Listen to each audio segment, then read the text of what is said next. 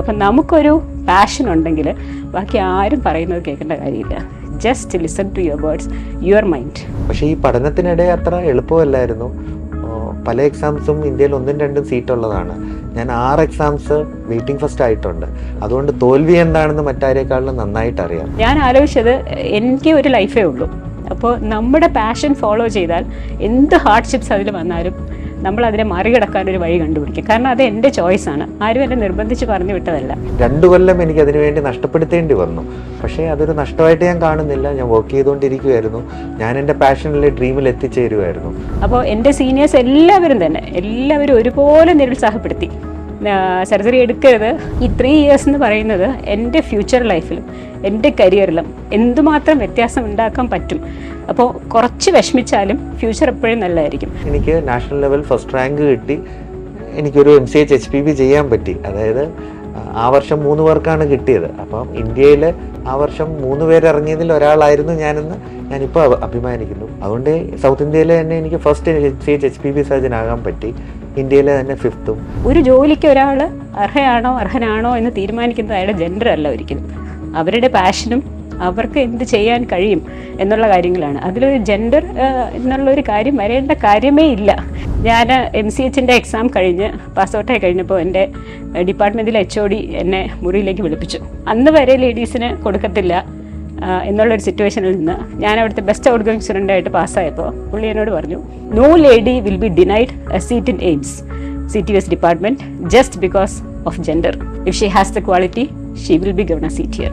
And ഇന്ന് ഞാൻ വളരെ അഭിമാനത്തോടുകൂടി പറയുന്നു, എയിംസിൽ പഠിക്കുന്നതിൽ 50% ആൾക്കാർ ലേഡീസാണ്. ആ ഒരു ട്രെൻഡ് സെറ്റ് ചെയ്യാൻ പറ്റിയത് അന്ന് ഇത്രയും ഫാമിലി സപ്പോർട്ടോടുകൂടി അന്ന് ആ ഒരു ഡിസിഷൻ ബോൾഡായിട്ട് എടുക്കാൻ പറ്റിയതുകൊണ്ടാണ്. അവിടെ ഞാൻ ഫെയിൽ ചെയ്തിരുന്നെങ്കിൽ വീണ്ടും ലേഡീസിന് പറ്റിയൊരു ഫീൽഡല്ല ഇതെന്ന് പറഞ്ഞ് എല്ലാവരും എഴുതി തള്ളിയാനെ. സന്തോഷം എന്ന് പറയുന്നത് നമുക്ക് ഒരിടത്തൊന്നും കിട്ടുന്ന സംഭവമല്ല, നമ്മൾ കണ്ടെത്തേണ്ടതാണ്. ഞങ്ങളുടെ ലൈഫിൽ ഞങ്ങൾ മനസ്സിലാക്കിയത്, if you follow your passion you will attain happiness.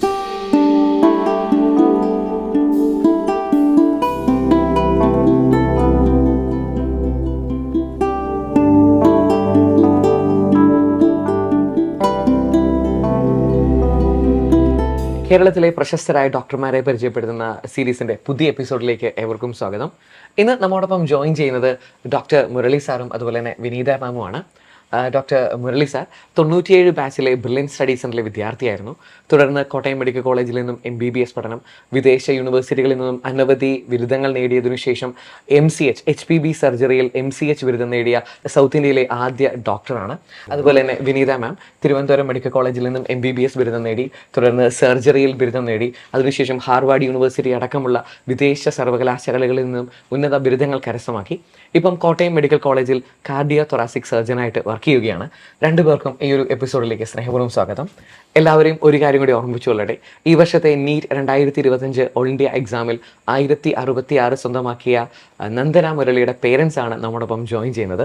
സാറിൻ്റെ ഒരു എഡ്യൂക്കേഷൻ കരിയർ 97 ബ്രില്യൻറ്റ് സ്റ്റഡി സെൻ്ററിലേക്ക് വന്നു, തുടർന്ന് അനവധി വിജയങ്ങൾ സ്വന്തമാക്കി. എങ്ങനെ വിലയിരുത്തുന്നു ആ ഒരു എഡ്യൂക്കേഷൻ ജേർണിയെ? ചുരുക്കി എന്ന് പറയാൻ പറ്റുമോ? ശരിക്കും പറഞ്ഞാൽ ആദ്യം MBBSന് ജോയിൻ ചെയ്യുമെന്ന് പ്രതീക്ഷിച്ചതല്ല.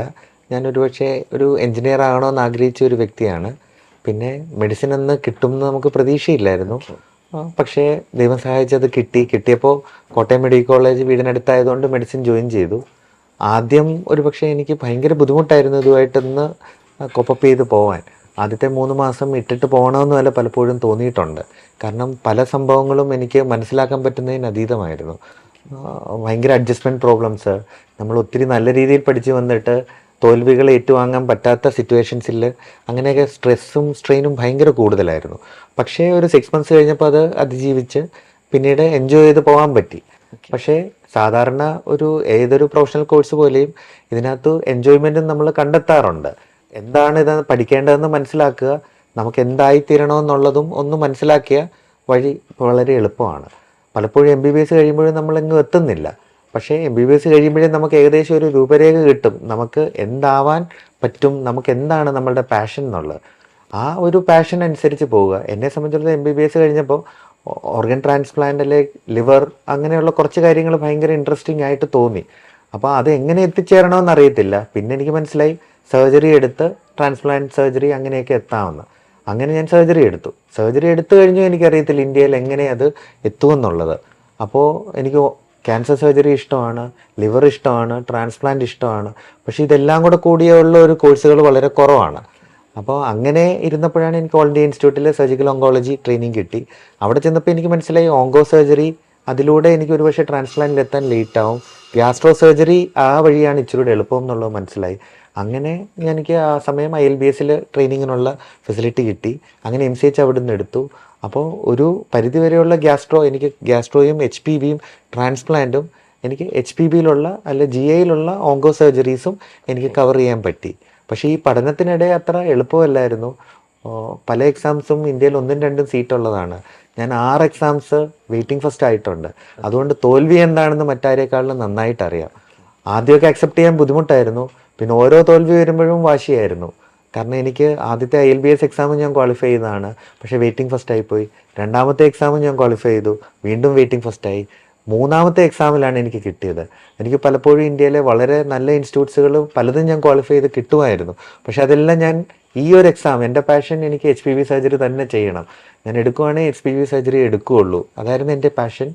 അങ്ങനെ എനിക്ക് വെറുതെ 2 കൊല്ലം എനിക്ക് അതിനു വേണ്ടി നഷ്ടപ്പെടുത്തേണ്ടി വന്നു. പക്ഷേ അതൊരു നഷ്ടമായിട്ട് ഞാൻ കാണുന്നില്ല. ഞാൻ വർക്ക് ചെയ്തുകൊണ്ടിരിക്കുമായിരുന്നു. ഞാൻ എൻ്റെ പാഷനിലെ ഡ്രീമിൽ എത്തിച്ചേരുമായിരുന്നു. അതുകൊണ്ട് സൗത്ത് ഇന്ത്യയിലെ തന്നെ എനിക്ക് ഫസ്റ്റ് HPV സർജൻ ആകാൻ പറ്റി.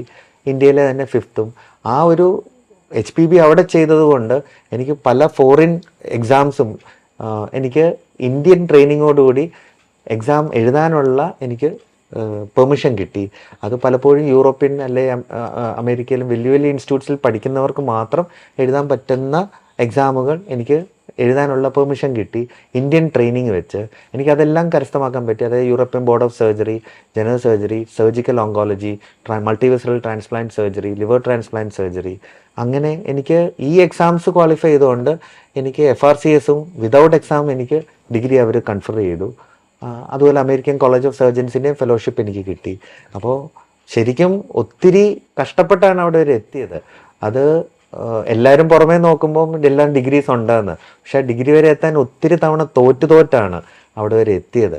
അതായത് ഒരു 6 പരീക്ഷയെങ്കിലും, അതായത് 6 പരീക്ഷയിൽ വെയിറ്റിംഗ് ഫസ്റ്റ് ആകുക എന്ന് പറഞ്ഞാൽ ഞാനൊരു 30-40 പരീക്ഷയെങ്കിലും എഴുതിയിട്ടുണ്ടായിരിക്കും എന്ന് മനസ്സിലാക്കുക. അതായത് ഓരോ ഇൻഡിവിജ്വൽ എക്സാംസ് ഇന്നത്തെ പോലെ നീറ്റ് അല്ലായിരുന്നു. ഓരോ ഇൻഡിവിജ്വൽ യൂണിവേഴ്സിറ്റി അല്ലെ ഇതും സെപ്പറേറ്റ് ആയിട്ട് എഴുതണമായിരുന്നു. ആ 2 സീറ്റ് അല്ലെ 1 സീറ്റിന് വേണ്ടി 1000-1500 പേര് എഴുതുന്ന ക്രീമായിട്ടുള്ളവരിൽ നിന്ന് പിന്നെ അതിൽ 10-15 പേരുടെ ഇൻ്റർവ്യൂ വന്ന് അതിൽ നിന്ന് ഫസ്റ്റ് ഓർ സെക്കൻഡ് ആവുക എന്ന് പറയുന്നത് ബുദ്ധിമുട്ടുള്ള കാര്യമാണ്. അപ്പോൾ അങ്ങനെയുള്ള ഒരു സീറ്റിൽ എനിക്ക് നാഷണൽ ലെവൽ ഫസ്റ്റ് റാങ്ക് കിട്ടി. എനിക്കൊരു MCH HPV ചെയ്യാൻ പറ്റി. അതായത് ആ വർഷം 3 പേർക്കാണ് കിട്ടിയത്. അപ്പം ഇന്ത്യയിൽ ആ വർഷം 3 പേര് ഇറങ്ങിയതിൽ ഒരാളായിരുന്നു ഞാനിപ്പോൾ അഭിമാനിക്കുന്നു. പക്ഷേ അതിൻ്റെ പിന്നിൽ ഒത്തിരി ഹാർഡ്ഷിപ്സ് ഉണ്ട്. എനിക്ക് ഒത്തിരി പേഴ്സണൽ ലൈഫ് കോംപ്രമൈസ് ചെയ്യേണ്ടി വന്നു. ഒത്തിരി ഫിനാൻഷ്യൽ കൺസ്ട്രെയിൻസ് ഉണ്ടായിട്ടുണ്ട്. ഓരോ പരീക്ഷകൾക്കും നമുക്ക് ഒത്തിരി പ്രശ്നങ്ങൾ ഉണ്ടാകാറുണ്ട്. അപ്പം അങ്ങനെ ഒത്തിരി ഹാർഡ്ഷിപ്പോടുകൂടിയാണ് അവർ എത്തിയത്. പക്ഷേ ഒരു പാഷനിലെത്തിയപ്പോൾ ഞാൻ ഡെഫിനറ്റ്ലി ആ ജേർണി നന്നായി എൻജോയ് ചെയ്യുന്നു. തിരിഞ്ഞു നോക്കുമ്പം വളരെ സന്തോഷമുണ്ട്. കേരളത്തിൽ ഏറ്റവും കൂടുതൽ ഡിമാൻഡിങ് ആയിട്ടുള്ള കാർഡിയോ തൊറാസിക് ഡിപ്പാർട്ട്മെൻറ്റ് എന്ന് പറയുന്നത് കോട്ടയം മെഡിക്കൽ കോളേജാണ്. അവിടെയാണ് വിനീത മാം വർക്ക് ചെയ്യുന്നത്. മാം എന്തുകൊണ്ടാണ് ഒരു കാർഡിയോ തൊറാസിക് സർജൻ ആകാനായിട്ട് ആഗ്രഹിച്ചത്? എന്തുകൊണ്ടാണ് ഈ ഒരു ഫീൽഡ് തിരഞ്ഞെടുത്തത്? ഞാൻ ഇപ്പം തിരിഞ്ഞാലോചിക്കുമ്പോൾ ഈ ഡിസിഷൻ എടുത്തത് ഒത്തിരി നേരത്തെ ആണോ എന്ന് എനിക്ക് തോന്നാറുണ്ട്. കാരണം നിങ്ങളും വിശ്വസിക്കുമെന്ന് എനിക്കറിയത്തില്ല, ഞാൻ 8ാം ക്ലാസ്സിൽ പഠിക്കുമ്പോൾ എടുത്ത ഒരു തീരുമാനമാണ് കാർഡിയോ തൊറാസിക് സർജൻ ആവുക എന്നുള്ളത്. അപ്പോൾ 8ൽ പഠിക്കുന്ന ഒരു കുട്ടിക്ക് എങ്ങനെ ഇങ്ങനെ ഒരു ഡിസിഷൻ എടുക്കാൻ പറ്റും എന്ന് തോന്നും. എനിക്കൊരു ചേച്ചിയുണ്ട്, ചേച്ചി പീഡിയാട്രീഷ്യനാണ്. അപ്പോൾ ഞങ്ങളുടെ പാരൻസ് 2 പേരും അധ്യാപകരായിരുന്നു, ഹൈസ്കൂൾ അധ്യാപകരായിരുന്നു. അപ്പോൾ വീട്ടിൽ ഈ പറയുന്ന പോലെ പഠനത്തിൻ്റെ ഒരു അന്തരീക്ഷം, പിന്നെ പഠിക്കാൻ വളരെ മോട്ടിവേഷൻ വീട്ടിലുണ്ട്. അപ്പോൾ 8ാം ക്ലാസ്സിൽ പഠിക്കുമ്പോൾ യാദൃശ്ചികമായിട്ട് ഇങ്ങനെ TV കണ്ടപ്പോൾ അതിൽ ആരോഗ്യ കേരളം എന്തോ ഒരു ദൂരദർശൻ്റെ പ്രോഗ്രാം ഉണ്ടായിരുന്നു. അപ്പോൾ അതിനകത്ത് ഒരു ബീറ്റിംഗ് ഹാർട്ട് സർജറി, അതായത് ഇടിച്ചുകൊണ്ടിരിക്കുന്ന ഹൃദയത്തിൽ ബൈപ്പാസ് സർജറി ചെയ്യുന്ന ഒരു വീഡിയോ, അത് യാദൃശ്ചികമായിട്ട് കാണാനിടയായി. അപ്പോൾ എന്താണ് എന്നെ സ്ട്രൈക്ക് ചെയ്തതെന്ന് എനിക്കറിയത്തില്ല. അന്ന് മുതൽ ഒരു ഹൃദയത്തിലൊരു ശസ്ത്രക്രിയ ചെയ്യണം, ഈ ഇടിക്കുന്ന ഹൃദയം കൈകൊണ്ടൊന്ന് തൊടണം എന്നുള്ളൊരു ശരിക്കും മേ ബി ഒരു ഇൻഫാച്വേഷൻ ആയിരിക്കാം ഈ ഒരു ഫീൽഡിനോട്, അല്ലെങ്കിൽ ആ ഒരു 8ാം ക്ലാസ്സിൽ പഠിക്കുന്ന ഒരു കുട്ടിയുടെ അറിവില്ലായ്മയായിരിക്കാം. അപ്പോൾ പക്ഷേ എനിക്കെന്തോ അതൊരു ഭയങ്കര ആഗ്രഹമായിട്ട് മനസ്സിൽ കിടന്നു. അപ്പോൾ എൻ്റെ സിസ്റ്റർ എൻ്റെ കുടുംബത്തിൽ നിന്നും എൻ്റെ നാട്ടിൽ നിന്നും തന്നെ ആദ്യത്തെ ഡോക്ടറാണ്. അപ്പോൾ ചേച്ചി പ്രീ ഡിഗ്രി കഴിഞ്ഞപ്പോൾ ട്രിവാൻഡ്രം മെഡിക്കൽ കോളേജിൽ MBBS ജോയിൻ ചെയ്തു. അപ്പോൾ ഞാനും അതേ പാത പിന്തുടർന്ന് ഞാനും പ്രീ ഡിഗ്രി കഴിഞ്ഞപ്പോൾ MBBS ട്രിവാൻഡ്രം മെഡിക്കൽ കോളേജിൽ ജോയിൻ ചെയ്തു. അപ്പോൾ MBBS ജോയിൻ ചെയ്യുമ്പോഴൊക്കെ ഈ ഒരു സീൻ ഇപ്പോഴും എൻ്റെ മനസ്സിൽ ആ ഒരു വീഡിയോ ഉണ്ട്. അപ്പോൾ ഞാനങ്ങനെ മെഡിക്കൽ കോളേജിൽ ജോയിൻ ചെയ്യുന്നു MBBS. അപ്പോൾ ജോയിൻ ചെയ്ത് MBBS ഫിനിഷ് ചെയ്യാറാകുമ്പോൾ എല്ലാവരും ചോദിക്കുമല്ലോ എന്താണ് ഫർദർ പ്ലാൻസ്. അപ്പോൾ ഞാൻ പറഞ്ഞു എനിക്ക് കാർഡിയോതൊറാസിക് സർജറി അതാണ് എൻ്റെ ആഗ്രഹം. അപ്പോൾ അതിന് പോകാനുള്ള വഴി എന്ന് പറഞ്ഞാൽ MS ജനറൽ സർജറി എടുക്കുക, അത് കഴിഞ്ഞ് കാർഡിയോതൊറാസിക് സർജറിയിലേക്ക് പോവുക. ഇന്നത്തെ പോലെ അല്ല, ഇന്നിപ്പോൾ ഒരുപാട് പെൺകുട്ടികൾ സർജിക്കൽ ഫീൽഡിൽ വരുന്നുണ്ട്, കാർഡിയോതൊറാസിക് സർജിക്കൽ ഫീൽഡിൽ വരുന്നുണ്ട്. അന്ന് പക്ഷേ വിരൽ എണ്ണാവുന്ന വളരെ കുറച്ച് ഗേൾസ് മാത്രമേ ഈ ഫീൽഡിലേക്ക് വരാറുള്ളൂ, സർജിക്കൽ ഫീൽഡിലേക്ക് വരാറുള്ളൂ.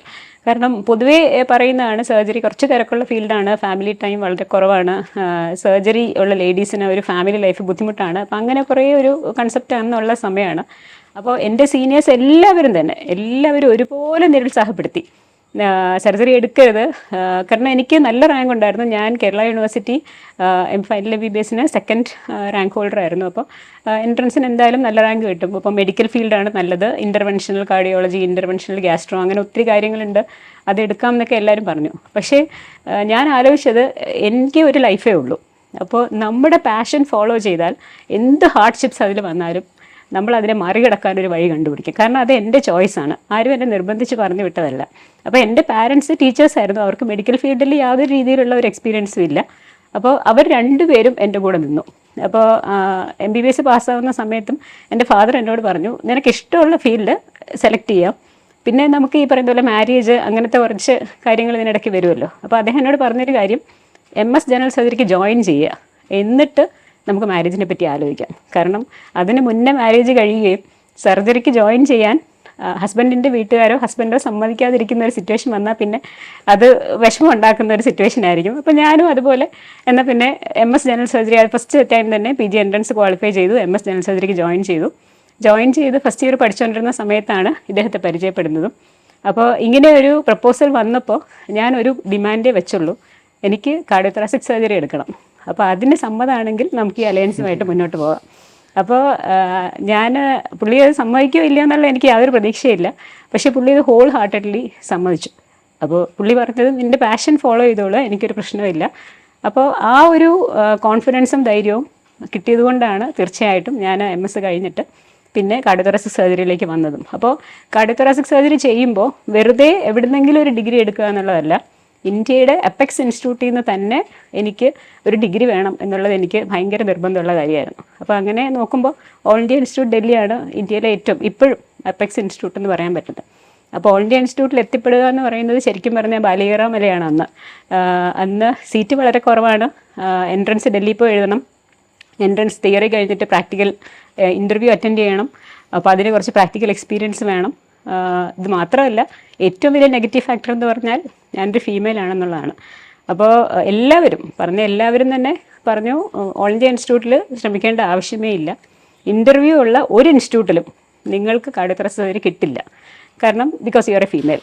അപ്പോൾ അത് എനിക്ക് നേരിട്ട് അനുഭവമുണ്ട്. കാരണം MS ജനറൽ സർജറി കഴിഞ്ഞിട്ട് ഞാൻ 1-2 ഇൻസ്റ്റിറ്റ്യൂട്ട്സിൽ തിയറിയിൽ നല്ല മാർക്കോടുകൂടി ഇൻ്റർവ്യൂ അറ്റൻഡ് ചെയ്തപ്പോൾ എന്നോട് ഡയറക്റ്റ്ലി പറഞ്ഞത് ഇത് ലേഡീസിനുള്ളൊരു ഫീൽഡല്ല, നിങ്ങളുടെ ആഗ്രഹം മാറ്റി വയ്ക്കുന്നതാണ് നല്ലത്.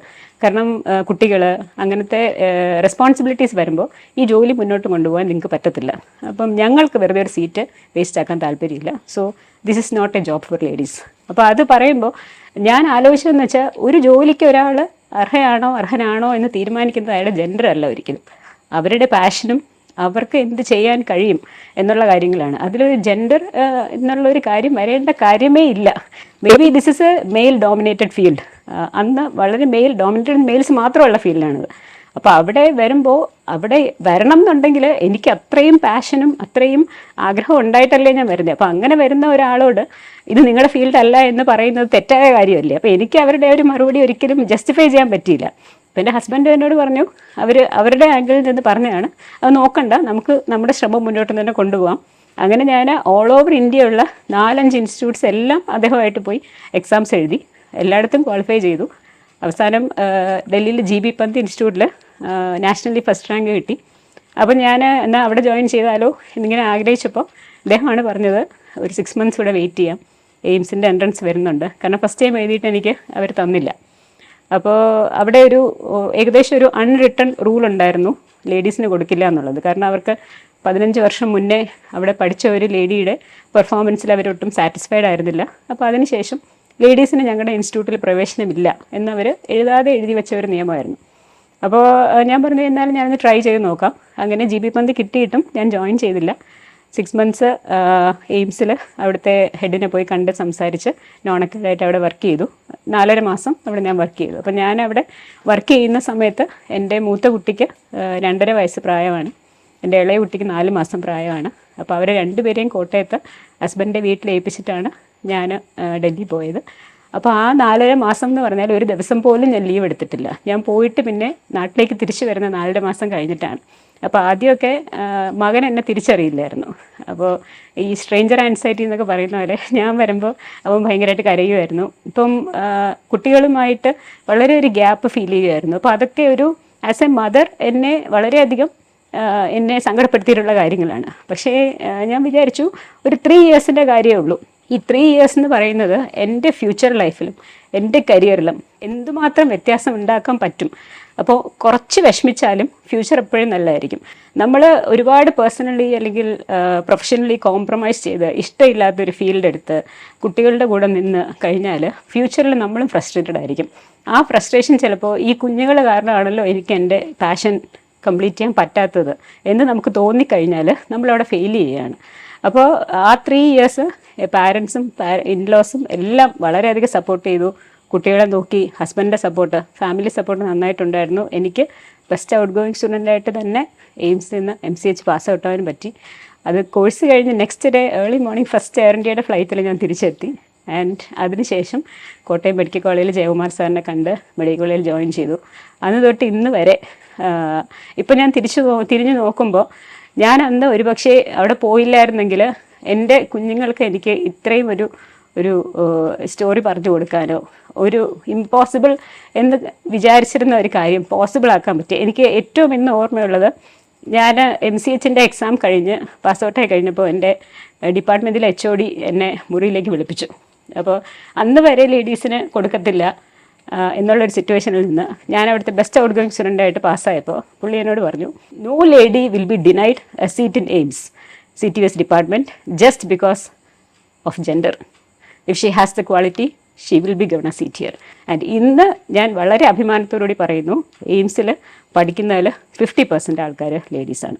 ആ ഒരു ട്രെൻഡ് സെറ്റ് ചെയ്യാൻ പറ്റിയത് അന്ന് ഇത്രയും ഫാമിലി സപ്പോർട്ടോടുകൂടി അന്ന് ആ ഒരു ഡിസിഷൻ ബോൾഡായിട്ട് എടുക്കാൻ പറ്റിയതുകൊണ്ടാണ്. അവിടെ ഞാൻ ഫെയിൽ ചെയ്തിരുന്നെങ്കിൽ വീണ്ടും ലേഡീസിന് പറ്റിയൊരു ഫീൽഡല്ല ഇതെന്ന് പറഞ്ഞ് എല്ലാവരും എഴുതി തള്ളിയാനെ.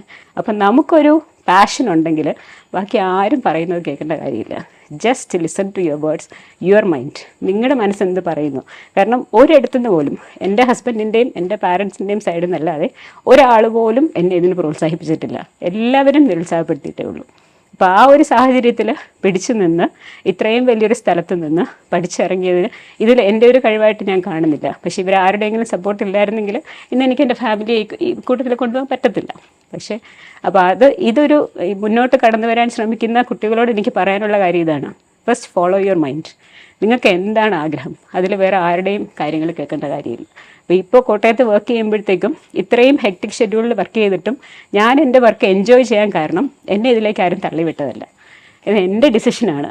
എനിക്ക് കാർഡിയോതൊറാസിക് സർജറി ചെയ്യണം. ഇപ്പോഴും ഇപ്പം ഞാൻ 10 വർഷത്തിന് മേളിലായി കൺസൾട്ടൻ്റായിട്ട് വർക്ക് ചെയ്യുന്നു. ഒരു 1000-1500 മേളിൽ കേസുകൾ ഞാൻ സ്വന്തമായിട്ട് ചെയ്തിട്ടുണ്ട്. ഇന്നും ഒരു ബൈപ്പാസ് സർജറി ചെയ്യുമ്പോൾ ആ 8ാം ക്ലാസ്സിലെ കുട്ടി കണ്ട ആ വീഡിയോ ഇന്നും എൻ്റെ മനസ്സിൽ വരാറുണ്ട്. അവിടെ നിന്നാണ് എൻ്റെ തുടക്കം. പക്ഷേ ഒരിക്കൽ പോലും തിരിഞ്ഞു നോക്കുമ്പോൾ എടുത്ത ഒരു ഡിസിഷനിലും ഞാൻ ഇന്ന് വരെ റിഗ്രറ്റ് ചെയ്തിട്ടില്ല. നമ്മുടെ സമൂഹത്തിൽ ഏറ്റവും നോബിൾ പ്രൊഫഷൻ എന്ന് പറയുന്നത് ഡോക്ടേഴ്സാണ്. ഒരുപക്ഷെ ഈ ഒരു മെഡിസിൻ ഏറ്റവും കൂടുതൽ പ്രാധാന്യം നൽകുന്ന ഒരു കാലമാണ് ഇന്നുള്ളത്. ഒരുപക്ഷെ ഓരോ ഡോക്ടറാകാൻ ആഗ്രഹിക്കുന്ന വിദ്യാർത്ഥികളും അല്ലെങ്കിൽ എൻ്റെ മകൻ അല്ലെങ്കിൽ മകൾ ഡോക്ടർ ആകണമെന്ന് ആഗ്രഹിക്കുന്ന ഒരു മാതാപിതാക്കളും നെഞ്ചിൽ തൊട്ട് കേട്ടിരിക്കേണ്ട സത്യങ്ങളാണ് ഈ 2 ഡോക്ടർമാരും നമ്മോട് പങ്കുവച്ചത്. ഒരുപക്ഷെ നിങ്ങൾ ഡോക്ടറാകാൻ ആഗ്രഹിക്കുന്ന ഒരു വിദ്യാർത്ഥിയാണെങ്കിൽ, നിങ്ങളുടെ മകനോ മകളോ ഡോക്ടറാകണമെന്ന് നിങ്ങൾ ആഗ്രഹിക്കുന്നവരാണെങ്കിൽ ഇത് കണ്ടിരിക്കണം ഈ ഡോക്ടേഴ്സിൻ്റെ ഈ വാക്കുകൾ. നിങ്ങൾ 2 പേരും സക്സസ്ഫുൾ ഡോക്ടേഴ്സാണ്. ഇപ്പം നന്ദന ഓൾ ഇന്ത്യ റാങ്ക് 1066 നേടി മെഡിക്കൽ ഫീൽഡിലേക്ക് എൻ്റർ ചെയ്യാനുള്ള പ്രവേശന കവാടത്തിൽ നിൽക്കുകയാണ്. ഒരുപക്ഷെ വളരെ ബിസിയായ ഒരു പേഴ്സണൽ ലൈഫിലും വളരെ അതിനേക്കാൾ ബിസിയായ ഒരു കരിയർ ലൈഫുമാണ് രണ്ടുപേരും ലീഡ് ചെയ്യുന്നത്. നിങ്ങളോട് രണ്ടുപേരോടും ഒരു ചെറിയ ചോദ്യം ചോദിക്കാൻ ആഗ്രഹിക്കുകയാണ്. എന്താണ് ഹാപ്പിനെസ്? സന്തോഷം എന്ന് പറയുന്നത് നമുക്ക് ഒരിടത്തൊന്നും കിട്ടുന്ന സംഭവമല്ല, അത് നമ്മൾ കണ്ടെത്തേണ്ടതാണ്. ഞങ്ങളുടെ ലൈഫിൽ ഞങ്ങൾ മനസ്സിലാക്കിയത്, if you follow your passion you will attain happiness. അതൊത്തിരി രീതിയിൽ നമ്മൾ ഒരു പാഷൻ എന്ന് പറയുമ്പോൾ ജോലിയാകാം, ഫാമിലി ആകാം, എല്ലാം. ഇപ്പം ഞങ്ങളെ സംബന്ധിച്ചിടത്തോളം ഞങ്ങളുടെ ഒരു പാഷൻ ഒറ്റയ്ക്ക് യാത്ര ചെയ്യുകയല്ല, ഞങ്ങൾ എല്ലാവരും ആസ് എ ടീം യാത്ര ചെയ്യുക. ഞങ്ങളുടെ ഫാമിലി, ഞാൻ, എൻ്റെ വൈഫ്, എൻ്റെ കുട്ടികൾ, ഞങ്ങളെല്ലാവരും ഒന്നിച്ച് യാത്ര ചെയ്യുന്നു. ആ ഒരു കൺസെപ്റ്റാണ് ഈവൻ ഞങ്ങൾ വർക്ക് ചെയ്യുമ്പോഴും ഞങ്ങൾ ചെയ്യുന്നത്. ഞങ്ങളൊരു ഇൻഡിവിജ്വൽ വൺ മാൻ ഷോ അല്ല ചെയ്യാൻ ഉദ്ദേശിക്കുന്നത്. ഞങ്ങളുടെ കൂടെയുള്ള കൊളീഗ്സും മറ്റ് മൾട്ടി ഡിസിപ്ലിനറി എല്ലാ ടീംസുമായിട്ട് ഒരു ടീമായിട്ട് മുമ്പോട്ട് പോവുക. അപ്പോൾ ഓരോ ടീമിലും ഓരോ വ്യക്തികൾക്കും വ്യക്തമായ റോളുണ്ട്. ആ റോള് നല്ല രീതിയിൽ ചെയ്യുക. എൻ്റെ റോള് ഞാൻ നന്നായിട്ട് ചെയ്യുന്നു, എൻ്റെ കൊളീഗ് നല്ല ഇത് ചെയ്യുന്നു, ഞങ്ങൾക്ക് വർക്ക് ചെയ്യാവുന്ന ഒരു നല്ല അറ്റ്മോസ്ഫിയർ ക്രിയേറ്റ് ചെയ്യുന്നു.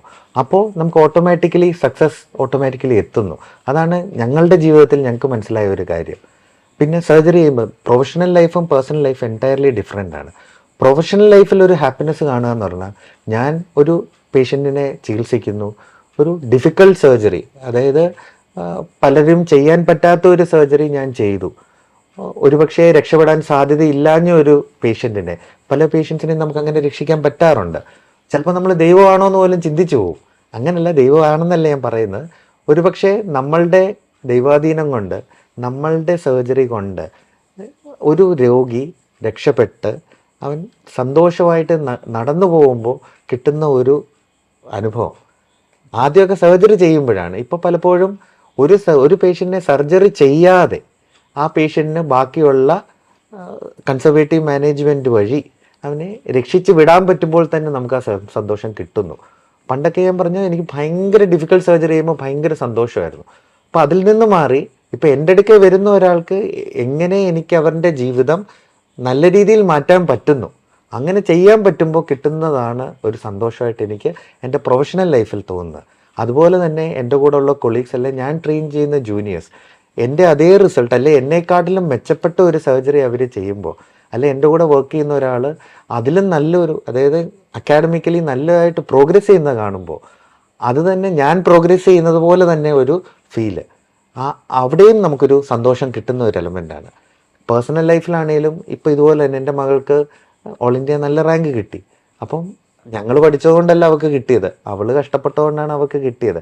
പക്ഷേ അത് ഞങ്ങളുടെ ഒരു സക്സസ് പോലെ ഞങ്ങൾക്ക് അതിനെ കാണാൻ പറ്റുന്നുണ്ട്. അതിലും ഞങ്ങൾക്ക് സന്തോഷം കണ്ടെത്താൻ പറ്റുന്നു.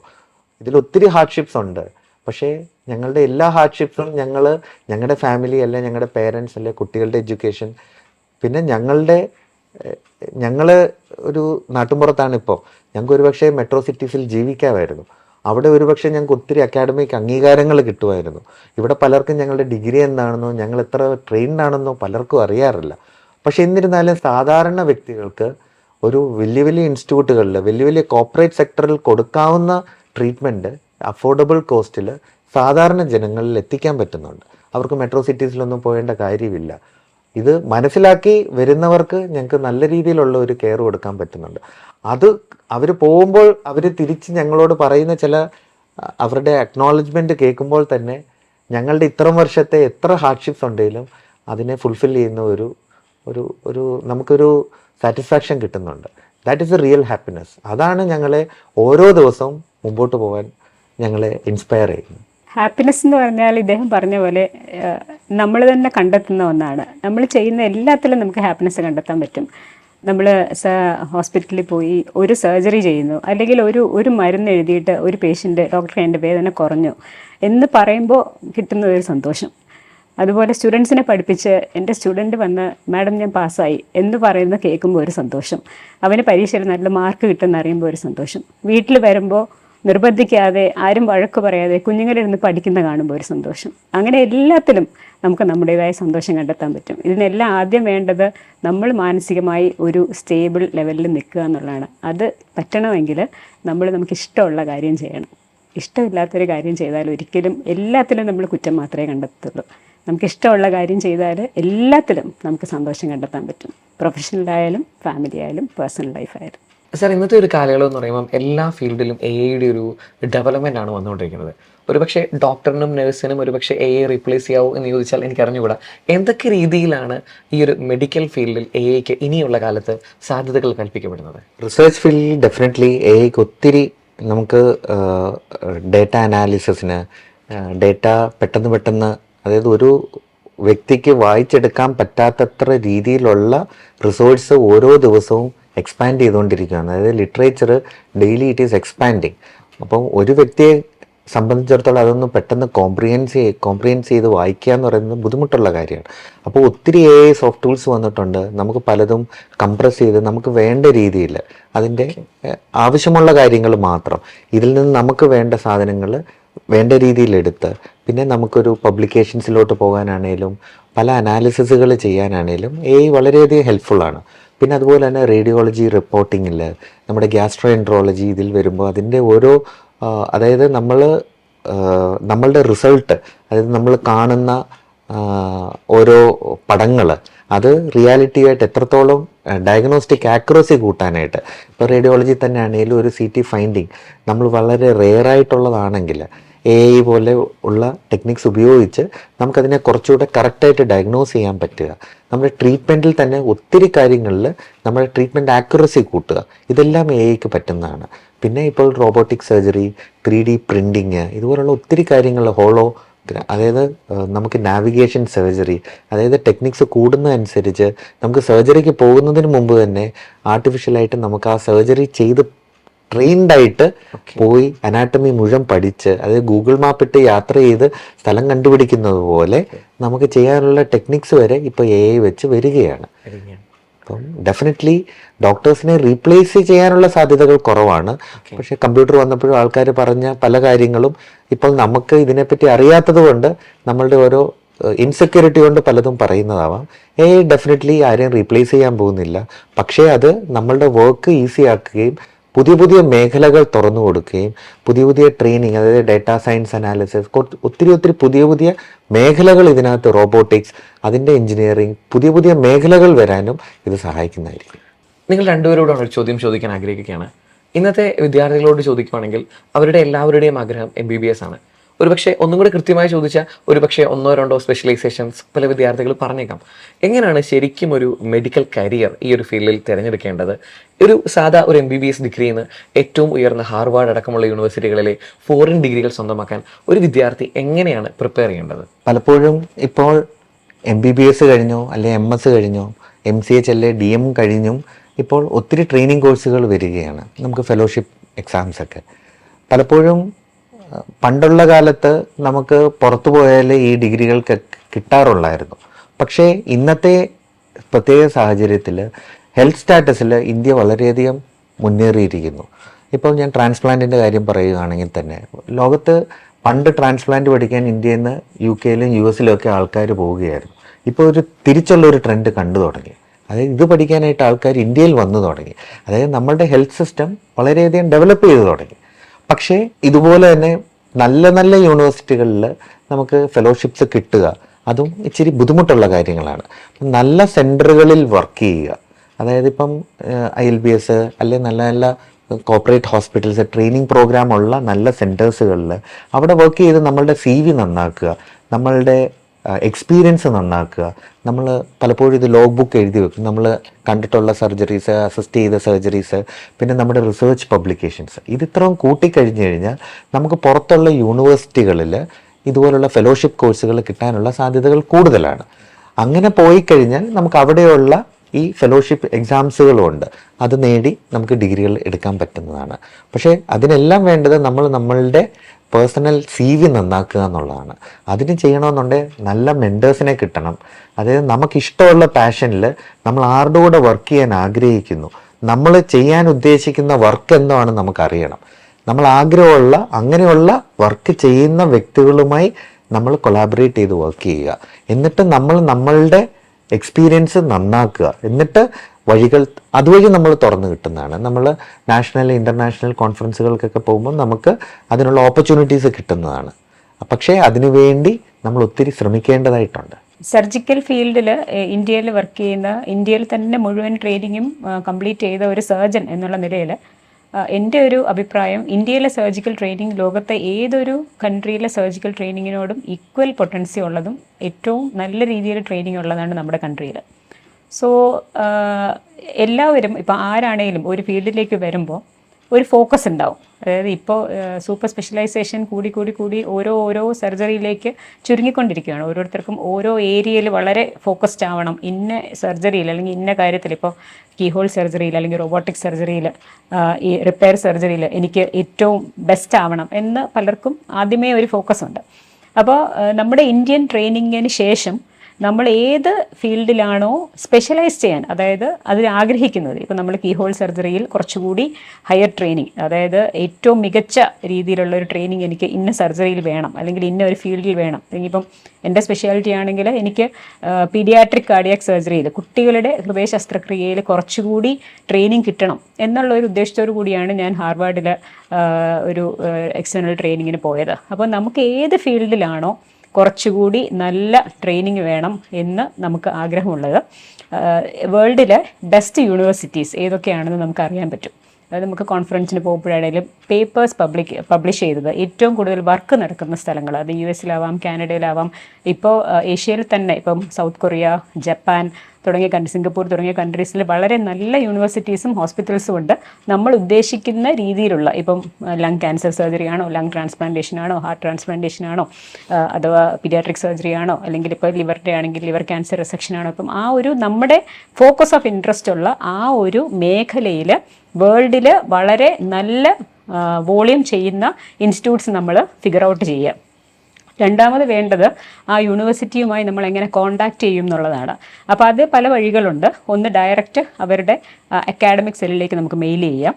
രണ്ട്, നമുക്ക് ഏതെങ്കിലും നാഷണൽ ഓർ ഇൻ്റർനാഷണൽ കോൺഫറൻസിന് പോകുമ്പോൾ ഈ യൂണിവേഴ്സിറ്റിയിൽ നിന്ന് കൺസൾട്ടൻസ് അവിടെ പേപ്പർ പ്രസൻറ്റ് ചെയ്യാനോ ടോക്കിനോ വരുന്നുണ്ടെങ്കിൽ അവരെ ഡയറക്റ്റ് പോയി പരിചയപ്പെടാം.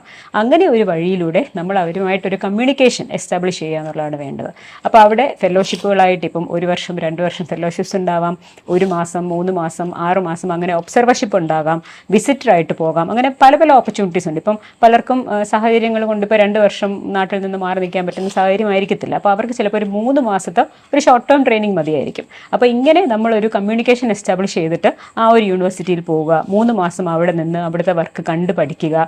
അതിനുശേഷം അവിടെ ഒരു എപ്പോഴും നമുക്ക് കോണ്ടാക്ട്സ് ഉണ്ടാക്കുക എന്നുള്ളതാണ് ഈ ഫീൽഡിൽ ഏറ്റവും വേണ്ടത്. അപ്പോൾ നമ്മൾ അവിടെ നിന്ന് ഇപ്പോൾ ഏത് രാജ്യത്ത് പോയാലും ഒരു ഇന്ത്യക്കാരൻ അവിടെ കാണും. അപ്പോൾ നമ്മൾ കോണ്ടാക്ട്സ് ബിൽഡ് ചെയ്തതിന് ശേഷം അവിടെ നിന്ന് ഒരു ട്രെയിനിങ് എടുക്കുക. ട്രെയിനിങ് എടുത്തിട്ട് ഇതുപോലെ എന്നെ സംബന്ധിച്ചിടത്തോളം ഞാൻ ഒരിക്കലും ഒരു 1 year 2 year ഫെലോഷിപ്പ് പോലെ മാറി നിന്നിട്ടില്ല. എൻ്റെ ഒരു MCH പഠനത്തിന് ശേഷം എനിക്ക് ഏത് ഫീൽഡിലാണോ കുറച്ചുകൂടി എക്സ്പീരിയൻസ് വേണം തോന്നിയത് അതിൽ വേൾഡിലെ നല്ല യൂണിവേഴ്സിറ്റീസ് കണ്ടുപിടിച്ച് അവിടെ ഒരു 1 to 3 months ഷോർട്ട് ടേം ഫെലോഷിപ്പിന് പോയി അവരെന്താണ് ചെയ്യുന്നത്, അവിടെ എന്താണ് നമ്മുടെ നാട്ടിലില്ലാത്തതായിട്ട് എന്ത് ഫെസിലിറ്റിയാണ് അവിടെ ഉള്ളത്, what is the difference they have in this speciality എന്ന് മനസ്സിലാക്കിയിട്ട് തിരിച്ച് നാട്ടിൽ വന്ന് അത് നമ്മുടെ സിറ്റുവേഷനിൽ എങ്ങനെ അപ്ലൈ ചെയ്യാം എന്ന് പഠിക്കുകയാണ് ചെയ്യുന്നത്. അപ്പോൾ അതായിരിക്കും ഏറ്റവും നല്ല ഒരു രീതിയായിട്ട് എനിക്ക് തോന്നിയിട്ടുള്ളത്.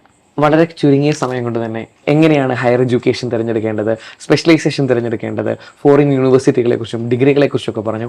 ഈ ഒരു സെക്ഷൻ വളരെയധികം യൂസ്ഫുൾ ആകും എന്ന് ഞങ്ങൾക്ക് ഉറപ്പുണ്ട്. ഒരുപക്ഷെ MBBS സ്വപ്നം കാണുന്ന വിദ്യാർത്ഥികൾക്ക് ഇതൊരു ഇൻസ്പയറിംഗ് സെക്ഷൻ ആയിരിക്കും. അതുപോലെ തന്നെ അവർക്ക് കൃത്യമായ ഒരു ഗൈഡ് ലൈൻ തരാനായിട്ട് ഈ ഒരു സീരീസിലൂടെ കഴിഞ്ഞു എന്ന് ഞങ്ങൾക്ക് ഉറപ്പുണ്ട്. Thank you very much. Thank you. മര്യാദയ്ക്ക് ഉറങ്ങാൻ പറ്റുന്ന ആൾക്കാർ തന്നെ വളരെ കുറവാണ്. അപ്പം ലേറ്റ് നൈറ്റ് ഇരിക്കുക, ലേറ്റ് നൈറ്റ് വർക്ക് ചെയ്യുക, പിന്നെ ലേറ്റ് നൈറ്റ് സോഷ്യൽ മീഡിയയിൽ കൂടുതൽ സമയം സ്പെൻഡ് ചെയ്യുക, പിന്നെ പല സമയം തെറ്റിയുള്ള ആഹാര ക്രമീകരണങ്ങൾ, അതാണ് ഏറ്റവും അധികം. ഒന്ന് ചിൽ ഔട്ട് ചെയ്തിട്ട് വന്ന് 3 മണിക്ക് കിടന്ന് ഉറങ്ങുന്നു. നിങ്ങൾ ഉറങ്ങുന്നു, പക്ഷേ നിങ്ങളുടെ ശരീരത്തിലെ ഏതെങ്കിലും ഒരു അവയവത്തിന് റെസ്റ്റ് കിട്ടുന്നുണ്ടോ? നിങ്ങളുടെ ബോഡിയിലേക്കുള്ള ആമാശയത്തിലേക്കുള്ള രക്തയോട്ടം കൂടുതൽ വേണം ഈ കഴിച്ചത് മുഴുവൻ ദഹിപ്പിക്കാനായിട്ട്. അപ്പോൾ അത്രയും ബ്ലഡ് ഫ്ലോ വേണം. ഹാർട്ട് അതിനനുസരിച്ച് വർക്ക് ചെയ്യണം, ബ്രെയിൻ അതിനനുസരിച്ച് വർക്ക് ചെയ്യണം. നിങ്ങളുടെ ശരീരം ഉറങ്ങുന്നു എന്നുള്ള ഭാവത്തിലാണെങ്കിലും നിങ്ങളുടെ ശരീരത്തിലെ ഒരു അവയവവും ഉറങ്ങുന്നില്ല. ഇപ്പം നമ്മളിപ്പോൾ ഒരു കൾച്ചറാണ് മയോണൈസ്, ഈ കുഴിമന്തി ഇതൊക്കെ കഴിക്കുക എന്നുള്ളത്, ഷവർമ ഇതൊന്നും കഴിക്കരുതെന്നല്ല, once in a while okay, അതൊന്നും റെഗുലർ ഹാബിറ്റ്സ് ആക്കാതിരിക്കുക. അപ്പോൾ ഇതൊക്കെ നമ്മളുടെ ഡേ ടു ഡേ ഷെഡ്യൂളിനെ, നമ്മളുടെ ഡേ നൈറ്റ് ഷിഫ്റ്റിനെ തന്നെ മാറ്റുവാണ്. ഇപ്പം ശരിക്കും പറഞ്ഞാൽ ഞങ്ങളുടെ ഇടയിൽ പറയുന്നത് ഒരു 30 വയസ്സ് വരെ കുഴപ്പമില്ലാതെ എത്തിയാൽ പിന്നെ ഉള്ളതൊക്കെ ബോണസാണ്. അങ്ങനെയാണ് ഇന്നത്തെ സാഹചര്യം മുന്നോട്ട് പോകുന്നത്. റെഡ് മീറ്റ് വളരെയധികം യൂസ് ചെയ്യുന്നതുകൊണ്ട്, അതായത് ബീഫ്, മട്ടൺ, പോർക്കൊക്കെ ഉപയോഗിക്കുന്നതുകൊണ്ട് നമ്മളുടെ വയറ്റിലെ ബാക്ടീരിയ തന്നെ ചേഞ്ച് ചെയ്യുകയാണ്. ഈ ബാക്ടീരിയയുടെ പ്രശ്നം കൊണ്ടാണ് പല പ്രശ്നങ്ങളും നമുക്ക് ഉണ്ടാകുന്നത്, പല അസുഖങ്ങളും ഉണ്ടാകുന്നത്. എന്ത് ഡിസോർഡേഴ്സ് ആയാലും ഒരു 10-20 വർഷം നേരത്തെ വരാനുള്ള കാരണങ്ങൾ നമ്മുടെ ഈ അനാരോഗ്യകരമായ ലൈഫ് സ്റ്റൈൽ തന്നെയാണ്. റേഡിയോളജി തന്നെ ആണെങ്കിലും ഒരു CT ഫൈൻഡിങ് നമ്മൾ വളരെ റെയറായിട്ടുള്ളതാണെങ്കിൽ AI പോലെ ഉള്ള ടെക്നിക്സ് ഉപയോഗിച്ച് നമുക്കതിനെ കുറച്ചുകൂടെ കറക്റ്റായിട്ട് ഡയഗ്നോസ് ചെയ്യാൻ പറ്റുക. പുതിയ പുതിയ മേഖലകൾ തുറന്നു കൊടുക്കുകയും പുതിയ പുതിയ ട്രെയിനിങ്, അതായത് ഡേറ്റാ സയൻസ് അനാലിസിസ്, ഒത്തിരി പുതിയ മേഖലകൾ ഇതിനകത്ത്, റോബോട്ടിക്സ്, അതിൻ്റെ എഞ്ചിനീയറിംഗ്, പുതിയ മേഖലകൾ വരാനും ഇത് സഹായിക്കുന്നതായിരിക്കും. Brilliant Study Center, India's #1 coaching center for NEET and JEE.